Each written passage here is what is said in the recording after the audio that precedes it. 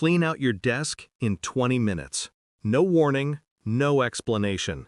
Just a smirk from my father-in-law, the CEO, and a silent nod from security. 19 years, gone in 19 words. The office I built from nothing, servers, architecture, every line of code that powered his empire now stared back at me like a tomb. I packed slowly, not because I cared about the things, but because I wanted to watch him. His reflection in the glass door, the way his eyes darted, avoiding mine. Fear buried under arrogance. He thought firing me 4 days before my retention bonus was clever. He thought using his daughter, my wife, as bait was strategic. "It's business, Nathan," she said last night, eyes down, voice flat, as if rehearsed. Business.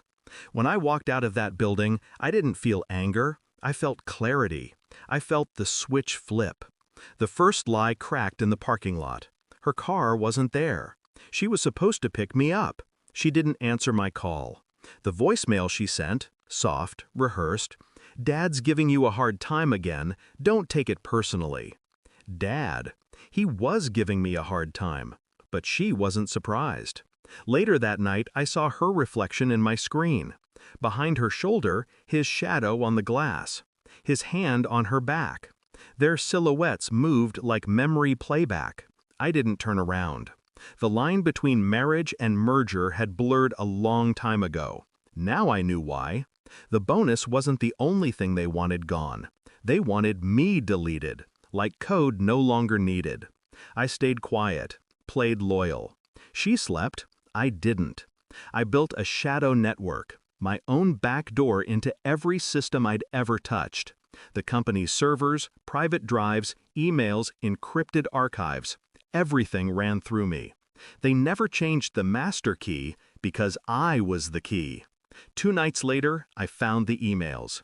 The board knew about my termination before I did. My wife signed the paperwork authorizing it. A conflict of interest clause. Her signature beside his. She'd sold me out to keep her father's trust, to keep her inheritance clean. I remember staring at that digital signature for an hour, not moving, not breathing. That's when I decided. Revenge wouldn't be loud, it would be surgical. I began mapping their dependencies, cloud nodes, VPNs, licenses, every heartbeat of their infrastructure, like arteries on a body waiting to bleed. No one noticed. No one ever does, until it's too late. The night before the fiscal report, I sent her a message. "Dinner?" She replied in seconds. Guilt moves fast when it's cornered. She wore red, heels he'd bought her, perfume I didn't recognize. We talked like strangers, rehearsing a scene.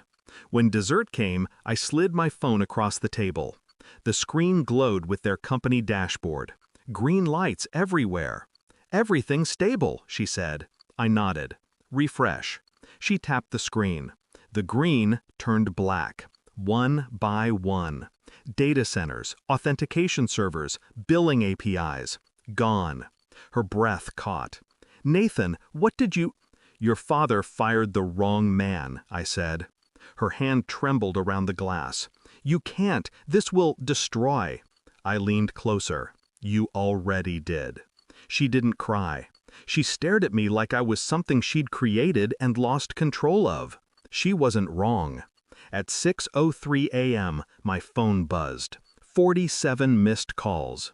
I watched the sunrise paint her face pale as headlines rolled across the TV in the hotel suite. Worldwide outage, multi-billion loss, internal security breach. Her father's voice came through next, hoarse, desperate, broken. "Nathan, please, we can fix this. I'll reinstate you. We'll talk about the bonus." I let him speak. Then I ended the call. No words, no threats, just silence. Every server, every license, every line of code tied to my credentials. He'd need me to bring it back. But I was done building things for men who buried me alive. By the time his legal team reached me, I'd already deleted the root key. Irrecoverable. A single command and their empire went dark. I walked out of the hotel before she woke. The air smelled clean, lighter somehow.